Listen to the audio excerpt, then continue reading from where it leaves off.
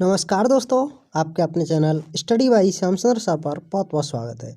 तो इस वीडियो में हम कवर करने जा रहे हैं बीए फर्स्ट सेमेस्टर स्टूडेंट्स के लिए पॉलिटिकल एग्जाम के लिए, जिसमें लघुत्तरीय प्रश्नों को कवर कराया जाएगा, जिसकी इस वीडियो में यूनिट नंबर 5 को कंप्लीट करने जा रहे हैं। यदि आपने यूनिट नंबर 1 to 4 तक नहीं देखा है तो आप हमारे चैनल की प्लेलिस्ट में जाकर देख सकते हैं और अपनी बेहतरीन तैयारी कर सकते हैं। तो चलो इस यूनिट में हम क्वेश्चन नंबर 33 से शुरुआत करेंगे। 33 में दिया हुआ है, राज्यसभा के कार्यों एवं शक्तियों का उल्लेख कीजिए, अथवा राज्यसभा की रचना, शक्तियों एवं कार्यों का उल्लेख कीजिए। तो इसका आंसर होगा, भारत में व्यवस्थापिका या संसद के द्वितीय सदन को राज्यसभा कहा जाता है। इसे उच्च सदन या स्थायी सदन या राज्यों के सदन की भी संज्ञा दी जाती है। भारत में यह सदन संघवाद की प्रतीक संस्था के रूप में भी जाना जाता है। यह एक स्थायी सदन है जिसका कभी विघटन नहीं होता। राज्यसभा की शक्तियां एवं कार्य के बारे में जानते हैं। लोकसभा की तुलना में राज्यसभा एक कमजोर सदन है। उसकी शक्तियां निम्नलिखित हैं, जिसमें नंबर पहले पर आती है कानून बनाने संबंधी शक्तियां। तो इसके बारे में जानते हैं। संसद के दोनों अंग राज्यसभा और लोकसभा मिलकर कानून बनाते हैं। धन विधेयक को छोड़कर अन्य सभी विधेयकों को पहले लोकसभा या राज्यसभा में रखा जा सकता है। एक सदन में पास होने पर यह विधेयक दूसरे सदन में पास होने के लिए भेजा जाता है। दोनों सदनों में पास होने पर वह विधेयक राष्ट्रपति के पास हस्ताक्षर के लिए भेजा जाता है। फिर वह विधेयक कानून या विधि बन जाता है। कभी कभी दोनों सदनों की संयुक्त मीटिंग बुलाकर उसके संबंध में निर्णय लिया जाता है। धन विधेयक को छोड़कर अन्य सभी विधेयकों को संबंध में दोनों के समान शक्तियां प्राप्त हैं।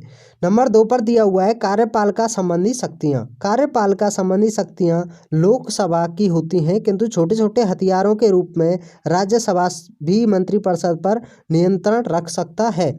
राज्यसभा भी मंत्री होते हैं और अन्य मंत्री राज्यसभा की बैठक में भाग लेते हैं। राज्यसभा के सदस्य प्रश्न या पूरक प्रश्न, काम रोको प्रस्ताव, मर्यादा भंग, ध्यान देने का प्रस्ताव आदि के द्वारा मंत्रियों को परेशान अवश्य कर सकते हैं। नंबर 3 पर है आर्थिक कार्य। धन संबंधी विधेयकों के संबंध में राज्यसभा लोकसभा की तुलना में कमजोर है। धन विधेयक लोकसभा में ही पेश होते हैं।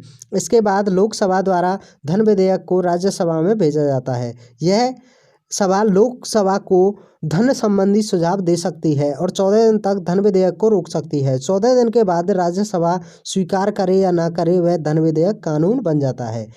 नंबर 4 पर है अन्य कार्य। अन्य कार्य में है, राज्यसभा के सदस्य राष्ट्रपति और उपराष्ट्रपति के चुनाव में भाग लेते हैं। राज्यसभा को राष्ट्रपति पर महाभियोग लगाने की शक्ति प्राप्त है। राज्यसभा संविधान संशोधन में भी हिस्सा लेती है। राजाओं के जेब खर्च समाप्ति संशोधन विधेयक लोकसभा ने पास कर दिया था, लेकिन राज्यसभा द्वारा नामंजूर कर दिया, अतः संशोधन नहीं हो सका। क्वेश्चन नंबर 34 दिया हुआ है, केंद्रीय मंत्रिमंडल और संसद के संबंधों का निरूपण कीजिए। मंत्रिमंडल तथा संसद के बारे में जानते हैं।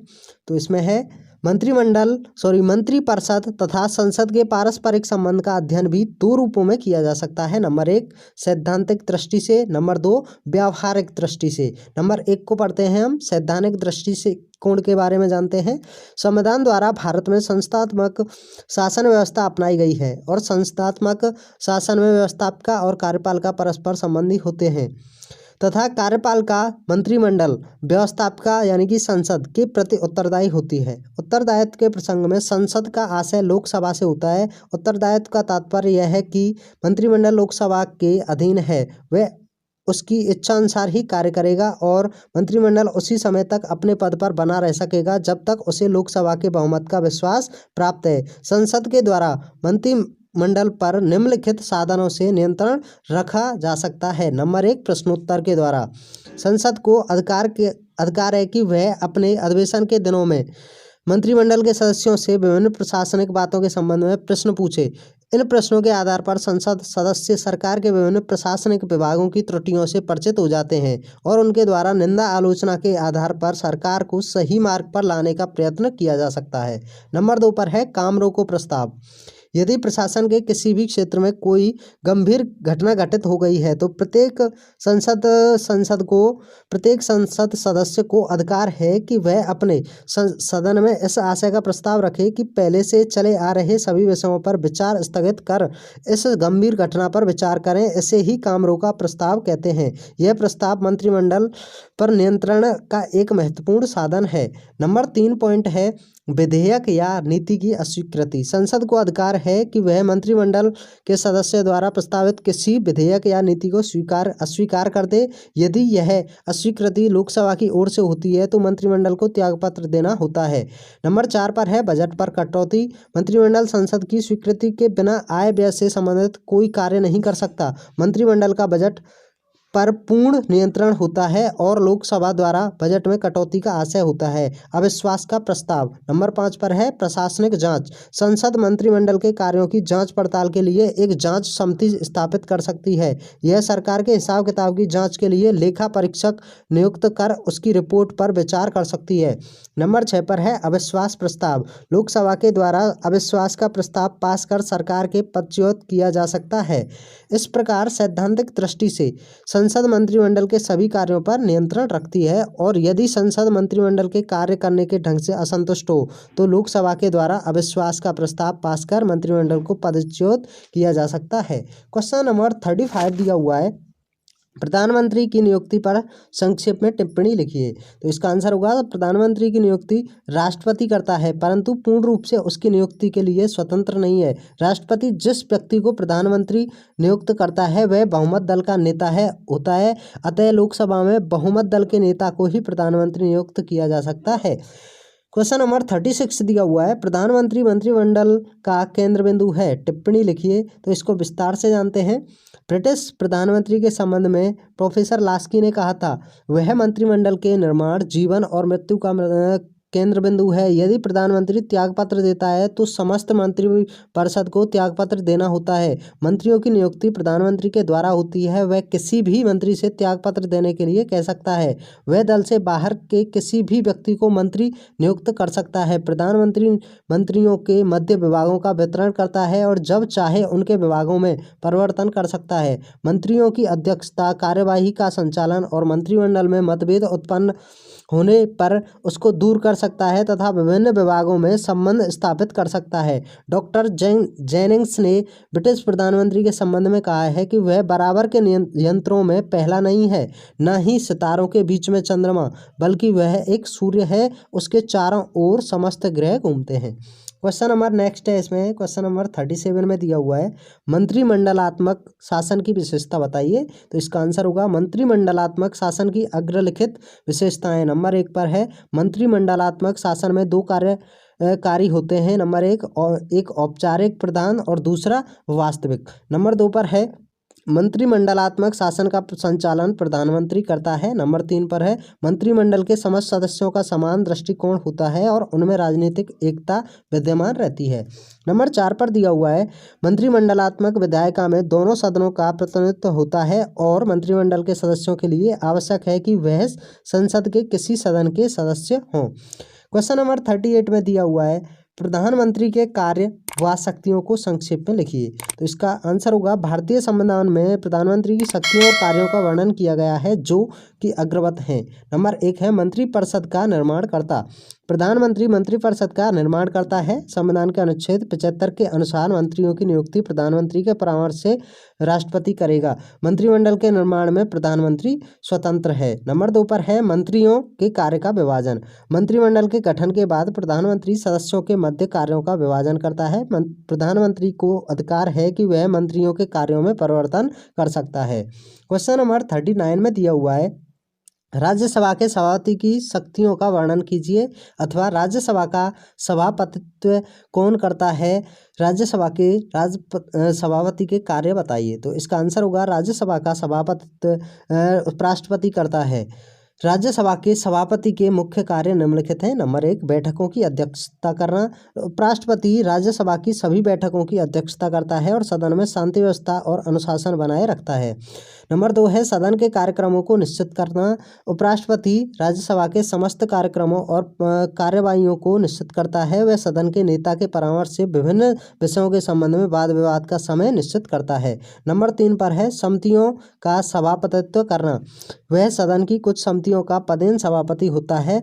प्रवर समितियों के सभापतियों को वही नियुक्त करता है और इन समितियों के द्वारा उसके निर्देशन में ही कार्य किया जाता है। नंबर 4 पर है प्रश्नों को स्वीकार या अस्वीकार करना। प्रश्नों को स्वीकार अथवा अस्वीकार करने का कार्य उपराष्ट्रपति करता है और काम रोको प्रस्ताव भी उसकी अनुमति से ही पेश कर सकता है। नेक्स्ट है इसमें नंबर 5 पर है सदस्यों के अधिकारों की रक्षा करना। उपराष्ट्रपति कार्यपालिका व शासन की अन्य सत्ताओं के सदन के सदस्यों के अधिकारों की रक्षा का कार्य भी कर सकता है। क्वेश्चन नंबर 40 दिया हुआ है लोकसभा की ऐसी 2 शक्तियां बताइए जो संसद के दूसरे सदन को प्राप्त नहीं है तथा राज्यसभा की ऐसी 2 शक्तियां बताइए जो लोकसभा को प्राप्त नहीं है। तो इसका आंसर हो जाएगा लोकसभा की वे शक्तियां जो राज्यसभा को प्राप्त नहीं है। तो इसमें नंबर 1 पर है मंत्रिमंडल के प्रति अविश्वास का प्रस्ताव लोकसभा की पारित कर सकती है, राज्यसभा नहीं। नंबर 2 पर है वित्त विधेयक को सदन में प्रस्तावित करने का अधिकार लोकसभा को ही प्राप्त है, राज्यसभा को नहीं। राज्यसभा की ऐसी शक्तियां जो लोकसभा को प्राप्त नहीं है, इनके बारे में जानते हैं। नंबर 1 है राज्यसभा को राष्ट्रीय हित में संसद को राज्य सूची के किसी विषय पर कानून बनाने का अधिकार प्रदान करने की शक्ति प्राप्त है। यह शक्ति लोकसभा के पास नहीं है। नंबर 2 है राज्यसभा नवीन अखिल भारतीय सेवाओं की स्थापना के लिए प्रस्ताव पास कर सकती है, लेकिन लोकसभा ऐसा नहीं कर सकती। क्वेश्चन नंबर 41 में दिया हुआ है लोकसभा के स्पीकर यानी कि अध्यक्ष की शक्तियों का वर्णन कीजिए। तो आइए इसके बारे में जानते हैं। अध्यक्ष के कार्य और शक्तियों के बारे में जान लेते हैं। तो इसके बारे में है भारतीय लोकसभा के अध्यक्ष को वे ही अधिकार प्राप्त हैं जो ब्रिटिश लोक सदन के स्पीकर को। उसकी शक्तियों का विस्तृत उल्लेख संसदीय प्रक्रिया तथा कार्य संचालन के नियम 1950 rules of procedure and conduct in business parliament 1950 में मिलता है, जो अग्रसर प्रकार हैं। इसका नंबर 1 है वह सदन के नेता के परामर्श से विभिन्न विषयों के संबंध में वाद विवाद का समय निश्चित करता है और वह राष्ट्रपति के उद्घाटन भाषण के उत्तर में दिए जाने वाले भाषणों के समय की अवधि निश्चित करता है। मॉरिस जोन्स ने इस संबंध में कहा है कि संसदीय समितियों की समस्त कार्यवाही यहाँ अध्यक्ष के नेतृत्व में संपादित होती हैं, जो कभी कभी विशेष निर्देश देता है और जिसके पास चिंतित अध्यक्ष समिति हर अवसर पर परामर्श के लिए जाता है। नेक्स्ट क्वेश्चन दिया हुआ है क्वेश्चन नंबर 42 है भारतीय राष्ट्रपति की आपातकालीन शक्तियों का वर्णन कीजिए। भारतीय राष्ट्रपति की आपातकालीन शक्तियों के बारे में जानते हैं। Emergency powers of the Indian president. तो इसके बारे में जान लेते हैं। देश में आपातकालीन स्थिति का मुकाबला करने के लिए भारतीय संविधान के विशेष प्रावधान के अंतर्गत राष्ट्रपति को बहुत अधिक शक्तियां प्रदान की गई हैं। संविधान के अनुसार 3 अवस्थाओं में राष्ट्रपति संकट काल की घोषणा कर सकता है। नंबर 1 युद्ध, बाहरी आक्रमण, आंतरिक सशस्त्र विद्रोह अथवा इनकी संभावना से उत्पन्न संकट। नंबर 2 राज्यों में संवैधानिक तंत्र की विफलता से उत्पन्न संकट। नंबर 3 वित्तीय संकट। नंबर 1 के बारे में जानते हैं। युद्ध अथवा अशांति के कारण उत्पन्न संकट। राष्ट्रपति को यदि इस बात का समाधान हो जाए कि ऐसा गंभीर संकट विद्यमान है जिससे कि युद्ध अथवा बाहरी आक्रमण या आंतरिक अशांति उत्पन्न हो सकती है, राज्य अथवा उसके बिना किसी भाग की सुरक्षा संकट में है, तो वह संकटकालीन स्थिति की घोषणा कर सकता है। संविधान के 44 में संशोधन के पश्चात यदि देश में सशस्त्र विद्रोह हो जाए अथवा विद्रोह की संभावना हो तो राष्ट्रपति देश में आंतरिक आपातकाल की घोषणा कर सकता है। आंतरिक आपातकाल की घोषणा कर सकता है। संकटकालीन स्थिति की घोषणा राष्ट्रपति मंत्रिमंडल के लिखित प्रतिवेदन के पश्चात ही करेगा। संविधान के 45वें संशोधन में यह व्यवस्था की गई है कि संकट काल की घोषणा के 1 माह के अंदर संसद की स्वीकृति आवश्यक होगी। यह स्वीकृति सदन के दोनों सदनों में अलग अलग कुछ सदस्य संख्या का स्पष्ट बहुमत तथा मतदान में भाग लेने वाले सदस्यों के 2/3 यानी कि 2/3 बहुमत से ही मान्य होगी। यह घोषणा 6 माह के लिए होगी। यदि इसे 6 माह से अधिक के लिए लागू रखना हो तो संसद की पुनः स्वीकृति अनिवार्य होगी। नंबर 2 पर दिया हुआ है राज्यों में संवैधानिक तंत्र की विफल होने पर। राष्ट्रपति को राज्यपाल के प्रतिवेदन पर अथवा अन्य प्रकार से यह समाधान हो जाए कि किसी प्रदेश की शासन व्यवस्था संविधान के अनुसार नहीं चलाई जा सकती, तो राष्ट्रपति उसे प्रदेश में संकटकालीन स्थिति की घोषणा कर सकता है। किसी प्रदेश में संकटकालीन स्थिति की घोषणा केवल 6 माह के लिए हो सकती है। 42वें संविधान संशोधन द्वारा यह व्यवस्था की गई है कि संसद द्वारा प्रस्ताव पारित करके 1 वर्ष के लिए राष्ट्रपति शासन लागू किया जा सकता है, लेकिन कुल मिलाकर यह अवधि 3 वर्ष से अधिक नहीं हो सकती। ऐसी संकटकालीन स्थिति की घोषणा के लिए 2 माह की अवधि नहीं हो सकती। ऐसी संकटकालीन स्थिति की घोषणा के लिए 2 माह की अवधि के अंदर संसद की स्वीकृति कर लेना अनिवार्य है। नंबर 3 पर है वित्तीय संकट। वित्तीय संकट में जान लेते हैं, राष्ट्रपति को यदि विश्वास हो जाए कि ऐसी परिस्थितियां उत्पन्न हो गई हैं जिससे देश की वित्तीय साख तथा स्थायित्व को खतरा उत्पन्न हो गया है, तो वह वित्तीय संकट की घोषणा कर सकता है। संकट द्वारा इस घोषणा की स्वीकृति आवश्यक है। यदि संसद इसे 2 माह की अवधि के अंदर स्वीकार नहीं करती तो यह घोषणा रद्द हो जाएगी। यदि इस बीच संसद का अधिवेशन न हो रहा हो तो राज्यसभा द्वारा उसकी स्वीकृति ले ली जानी चाहिए। लोकसभा का जब अधिवेशन हो तो 30 दिन के अंदर घोषणा पर स्वीकृति आवश्यक है। नंबर 4 यानी कि इसी के अंदर देख लेते हैं संकटकालीन शक्तियों का मूल्यांकन कैसे करते हैं। राष्ट्रपति के संकटकालीन अधिकारों की आलोचना संविधान सभा में भी और उसके बाद में भी की जाती है। जिस दिन ये उपबंध पारित हुए, हरि विष्णु कामत ने कहा था, यह शर्मनाक दिन है, ईश्वर भारतीयों की रक्षा करे। क्वेश्चन नंबर 43 में दिया हुआ है, 43 है, राज्यसभा के सदस्यों की निर्वाचन प्रक्रिया का वर्णन कीजिए। तो इसका आंसर होगा राज्यसभा, यानी कि इंग्लिश में भी इसे राज्यसभा ही बोला जाता है। राज्यसभा संसद का द्वितीय अथवा उच्च सदन है। राज्यसभा का गठन संविधान के अनुसार राज्यसभा की अधिक से अधिक सदस्य संख्या 250 हो सकती है। वर्तमान में इसकी सदस्य संख्या 244 है। सदस्यों का निर्वाचन प्रदेश के प्रतिनिधियों के रूप में होता है। इनका निर्वाचन राज्यों की विधानसभाओं के निर्वाचित सदस्य करते हैं। निर्वाचन के लिए अनुपातिक प्रतिनिधित्व प्रणाली के साथ एकल संक्रमणीय मतदान पद्धति का प्रयोग किया जाता है। इसके अतिरिक्त राष्ट्रपति साहित्य, कला, विज्ञान, समाज सेवा में ख्याति प्राप्त 12 व्यक्तियों को राज्यसभा के लिए मनोनीत करता है।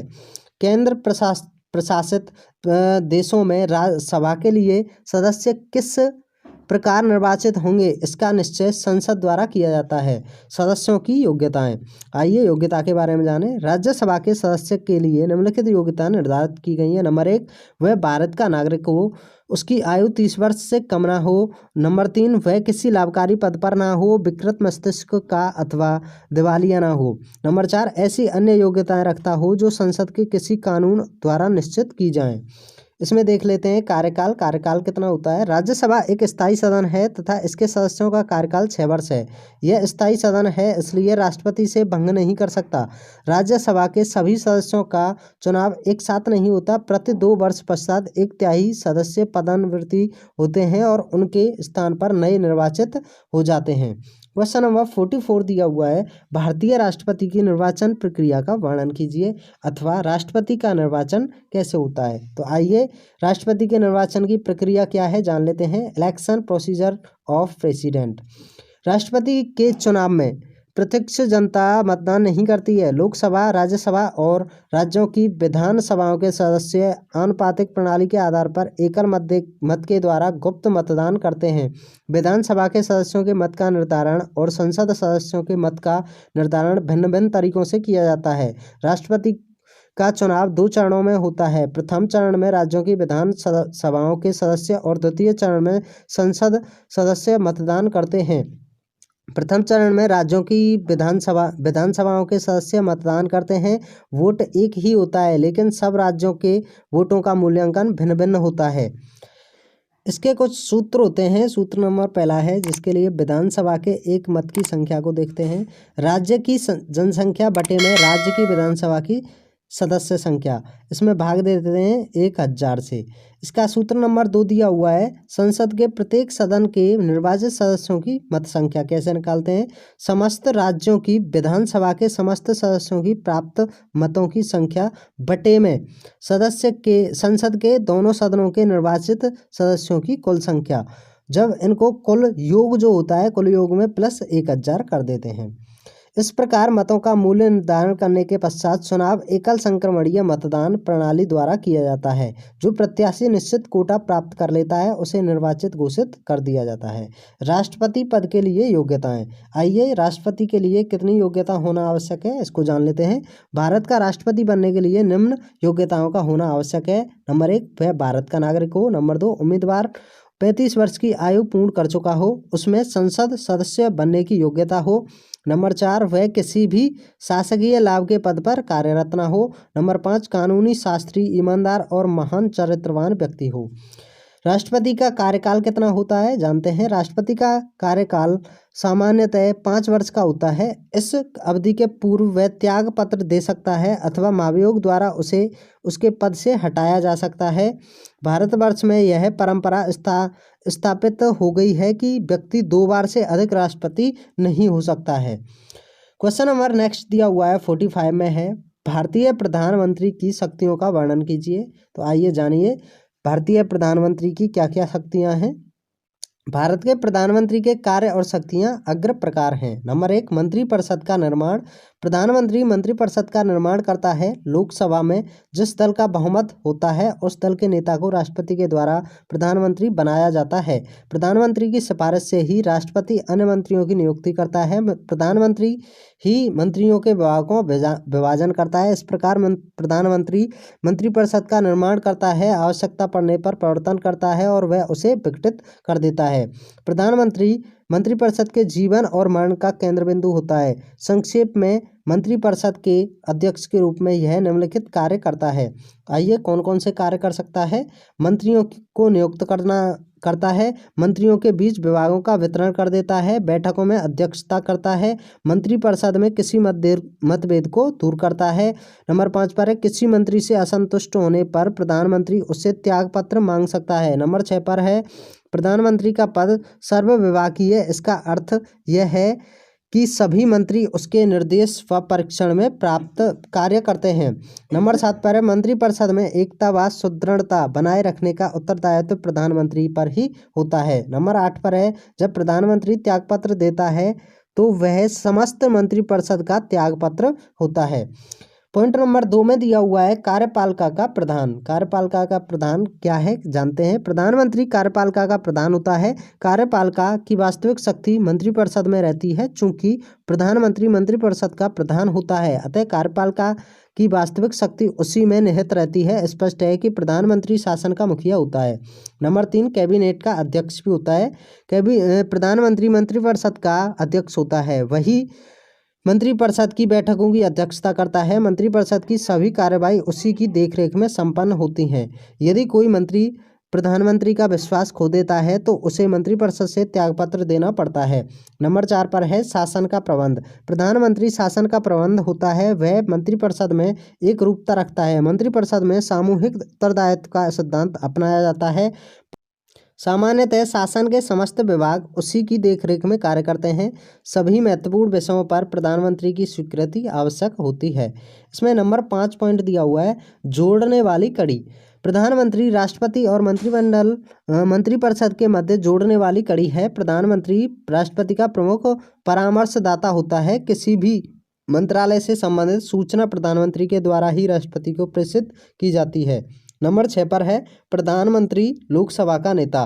लोकसभा के नेता के रूप में प्रधानमंत्री अग्रलिखित कार्य करता है। नंबर 1, लोकसभा में वह सरकार की नीति का प्रमुख वक्ता होता है। संसद में वह प्रत्येक मंत्री की सहायता करता है। यदि कोई मंत्री संसद को अपनी नीतियों या भाषणों से संतुष्ट नहीं कर पाता तो प्रधानमंत्री को ही हस्तक्षेप करना होता है। नंबर 3, महत्वपूर्ण विधेयकों व नीतियों पर प्रधानमंत्री ही बहस आरंभ करता है और विरोधियों को बहस का उत्तर देता है।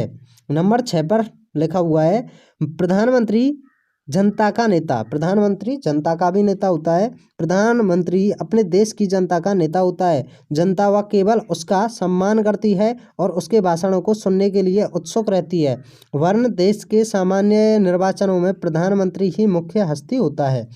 नंबर 7 पर है, प्रधानमंत्री की आपातकालीन शक्तियाँ। संविधान के द्वारा यद्यपि आपातकालीन शक्तियां राष्ट्रपति को ही प्राप्त हैं, किंतु व्यवहार में इनका प्रयोग प्रधानमंत्री और उसकी कैबिनेट ही करती है। आंतरिक अव्यवस्था के कारण सन 1975 में राष्ट्रपति ने आपातकाल की घोषणा प्रधानमंत्री के परामर्श पर ही की थी। नंबर 8 पर दिया हुआ है अनुग्रह शक्तियाँ। प्रधानमंत्री उपाधियाँ तथा पदवियों भी प्रदान करता है, यद्यपि यह कार्य राष्ट्रपति की ओर से होता है, किंतु निर्णय प्रधानमंत्री की ओर से ही होता है। नंबर 9 पर दिया हुआ है प्रधानमंत्री अंतर्राष्ट्रीय क्षेत्र में भारत का प्रतिनिधि होता है। प्रतिवर्ष 15 अगस्त को लाल किले से प्रधानमंत्री संपूर्ण देश के नाम संदेश देता है। उस समय वह केवल अपने दल का नेता या संसद का नेता ही नहीं, बल्कि संपूर्ण देश के नेता के रूप में बोलता है। वास्तव में प्रधानमंत्री पूरे भारतवर्ष का प्रतीक, उसका प्रतिनिधि, उसका नेता है। दूसरे देशों के साथ संधि करते समय, युद्ध और शांति की चर्चा करते समय, दूसरे देशों को दौरा करते समय प्रधानमंत्री पूरे देश का प्रतिनिधित्व करता है, केवल अपने दल का ही नहीं।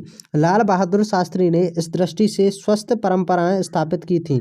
वे राष्ट्रीय महत्व के प्रत्येक प्रश्न पर विरोधी दलों के नेताओं से भी विचार विमर्श करते थे। ताशकंद में शांति वार्ता के लिए जाने से पूर्व भी उन्होंने सभी विरोधी दल के नेताओं से चर्चा की थी। प्रधानमंत्री को अपने दल के नेता और संपूर्ण देश के नेता के रूप में कार्य करना पड़ता है। किसी भी प्रधानमंत्री की सफलता के लिए वह आवश्यक है कि वह इस दोहरे उत्तरदायित्व के संतुलन को पहचाने और उसके अनुरूप कार्य करे। क्वेश्चन नंबर 46 में दिया हुआ है राज्यसभा की उपयोगिता बताइए, अथवा राज्यसभा की क्या उपयोगिताएं हैं। तो आइए इसके बारे में जानते हैं। राज्यसभा की उपयोगिताएं। Utilities of Rajya Sabha. शक्तिहीन होने पर भी राज्यसभा की उपयोगिता अग्रलिखित कारणों से है। नंबर 1 पर है राज्यसभा लोकसभा द्वारा शीघ्रता में पारित विधेयकों के ऊपर पुनर्विचार करती है। यदि विधेयकों में कोई दोष रह जाए तो लोकसभा का ध्यान उस ओर आकर्षित करती है। लोकसभा के जोश को ठंडा करने का कार्य राज्यसभा करती है। ABCA ने कहा था द्वितीय सदन उस तस्तरी के समान है जिसमें प्रथम सदन की खौलती चाय को ठंडा किया जाता है। राज्यसभा इस कार्य को सुचारू रूप से संपन्न कर रही है। नंबर 2 पर है इस सभा में उन शक्तियों को प्रतिनिधित्व दिया जा सकता है जो योग्य तो है, लेकिन राजनीतिक दलदल में नहीं फंसाना चाहते, निर्वाचन के झमेले में नहीं पड़ना चाहते। नंबर 3 पर है ऐसे विधेयक जिन पर अधिक वाद विवाद की गुंजाइश नहीं होती राज्यसभा में प्रस्तुत किए जा सकते हैं। अनेक अवसरों पर राज्यसभा में लोकसभा के मूल्यवान समय की बचत की है। यदि राज्यसभा ना हो तो लोकसभा का काम कम से कम दोगुना तो अवश्य ही हो जाएगा। पायली के शब्दों में राज्यसभा का एक निरर्थक सदन या व्यवस्थापन पर केवल रोक लगाने वाला सदन ही नहीं, वास्तव में राज्यसभा शासन तंत्र का एक आवश्यक अंग है, केवल दिखावे मात्र का दूसरा सदन नहीं। भारत की राज्यसभा न केवल द्वितीय अपितु द्वितीय श्रेणी का सदन है। शक्तियों की दृष्टि से इसकी स्थिति ब्रिटिश लॉर्ड सभा और अमेरिकी सीनेट के बीच की है। वास्तव में संविधान निर्माता राज्यसभा को प्रथम सदन के सहायक और सहयोगी की भूमिका प्रदान करना चाहते थे, प्रतिद्वंदी सदन की नहीं। पंडित नेहरू के शब्दों में दोनों सदनों के द्वारा परस्पर सहयोग के आधार पर कार्य किया जाना चाहिए, क्योंकि इन दोनों में से कोई एक नहीं वरन दोनों एक साथ मिलकर ही भारत की संसद का निर्माण करते हैं और भारतीय संसद के रूप में जाने जाते हैं। प्रोफेसर जितेंद्र रंजन के शब्दों में राज्यसभा विश्व का केवल सर्वाधिक सुसंगठित वित्तीय सदन ही नहीं है, बल्कि आज प्रजातंत्र के योग्य तथा द्वितीय सदन के उद्देश्यों की पूर्ति हेतु इसके अधिकार भी काफ़ी संतुलित हैं। स्पष्ट है कि राज्यसभा यदि देवताओं का सदन नहीं बन पाई तो इसने अपने आप को दुष्टों और प्रतिक्रियावादियों का सदन भी नहीं बनने दिया है। क्वेश्चन नंबर नेक्स्ट दिया हुआ है, क्वेश्चन नंबर 47 है लोकसभा का महत्व समझाइए। लोकसभा का महत्व आइए जानते हैं। Importance of Lok Sabha. लोकसभा की जिन उपर्युक्त शक्तियों का वर्णन किया गया है, ये शक्तियाँ उसको सैद्धांतिक रूप से प्राप्त हैं। व्यवहार में नीति निर्धारक संबंधी अधिकांश निर्णय मंत्रिमंडल द्वारा ही किए जाते हैं। लोकसभा की स्वीकृति केवल औपचारिक होती है। व्यावहारिक रूप से मंत्रिमंडल की शक्तियां महत्वपूर्ण हैं। इस स्थिति में यह प्रश्न उपस्थित होता है कि क्या लोक सदन का अस्तित्व व्यर्थ है? निश्चित रूप से नहीं, क्योंकि लोकसभा की अग्रलिखित उपयोगिताएं हैं। नंबर 1, लोकसभा जनप्रतिनिधि सदन है। लोकप्रिय संप्रदाय का निवास स्थल है। लोकसभा लोकमत के निर्माण का केंद्र स्थल है। लोकसभा के वाद विवाद जनमत निर्माण में सहायक होते हैं। नंबर 3 पर है, इसमें संदेह नहीं है कि लोकसभा ने कई विद्वानों, नेताओं तथा उच्च श्रेणी वक्ताओं को जन्म दिया है। क्वेश्चन नंबर नेक्स्ट दिया हुआ है 48 है, मंत्रिमंडल शासन की मुख्य विशेषताएं बताइए। मंत्रिमंडल शासन की विशेषताओं के बारे में जानते हैं। Features of council of ministry. मंत्रिमंडल शासन व्यवस्था की प्रमुख विशेषताएं निम्नलिखित हैं। नंबर 1, दोहरी कार्यपालिका। मंत्रिमंडल शासन व्यवस्था में दोहरी कार्यपालिका की व्यवस्था होती है। नाममात्र की कार्यपालिका तथा वास्तविक कार्यपालिका शासन की समस्त शक्तियों का प्रयोग नाम मात्र के कार्यपालिका प्रधान के नाम पर किया जाता है, लेकिन इन शक्तियों का प्रयोग वास्तविक रूप से मंत्रिपरिषद द्वारा किया जाता है। इंग्लैंड में राजा अथवा रानी तथा भारत में राष्ट्रपति की स्थिति नाम मात्र के कार्यपालिका अध्यक्ष की है। कार्यपालिका शक्तियों का वास्तविक प्रयोग प्रधानमंत्री तथा उसके सहयोगी द्वारा किया जाता है। नंबर 2 पर दिया हुआ है, व्यवस्थापिका तथा कार्यपालिका में घनिष्ठ संबंध। मंत्रिमंडलीय व्यवस्था में व्यवस्थापिका और कार्यपालिका में घनिष्ठ संबंध होता है। नंबर 3 पर है, संघीय व्यवस्था। भारतीय संविधान में संघात्मक व्यवस्था को अपनाया गया है। सामान्य स्थिति में केंद्रीय सरकार राज्य सूची में दिए गए विषयों पर कानून नहीं बना सकती। प्रधानमंत्री की कार्यपालिका संबंधी शक्तियां केवल संघीय सूची तक ही सीमित हैं। नंबर 4 पर है, संसद का नियंत्रण। प्रधानमंत्री संसद के प्रति उत्तरदायी होता है। लोकसभा के समर्थन के बिना प्रधानमंत्री अपने पद पर नहीं बना रह सकता। डॉक्टर ज्ञानवती दरबार के शब्दों में, यह तो स्वीकार करना पड़ेगा कि भारत के प्रधानमंत्री की शक्तियां चाहे कितनी जितनी हो जाएं, संसद वह नींव है जिस पर प्रजातंत्र की भव्य इमारत खड़ी है। संसद वह स्रोत वाहिनी है जो अपनी अखिल निर्मल और उन्मुक्त धारा से प्रजातंत्र के हर क्षेत्र को खींचती है, जिससे राष्ट्र को पोषण मिलता है। नंबर 5 पर है, विरोधी दल। यद्यपि प्रधानमंत्री बहुमत दल का नेता होता है तो भी विरोधी दलों की अवहेलना नहीं की जा सकती। बहुमत दल या यदि इसको समर्थन प्राप्त होता है तो विरोधी दल की आलोचना का केंद्र भी प्रधानमंत्री ही होता है। उसकी गतिविधि पर विरोधी दल की पैनी नज़र होती है। नंबर 6 पर है, दलीय नियंत्रण। प्रधानमंत्री की स्थिति उसे मिलने वाले दलीय समर्थन पर निर्भर करती है। यदि उसका राजनीतिक दल उसका साथ छोड़ दे या उसे दल से निकाल दे तो उसका भविष्य अंधकार में हो जाता है। भारतीय प्रधानमंत्री यद्यपि अपने दल का मोहताज नहीं रहा है, लेकिन प्रधानमंत्री श्री मोरारजी देसाई के पतन में उनके दल की निर्णायक भूमिका रही है। नंबर 7 पर दिया हुआ है, जनमत का नियंत्रण। जनमत का नियंत्रण के बारे में जान लेते हैं। प्रधानमंत्री के ऊपर जनमत का नियंत्रण उसे निरंकुश होने से रोकता है।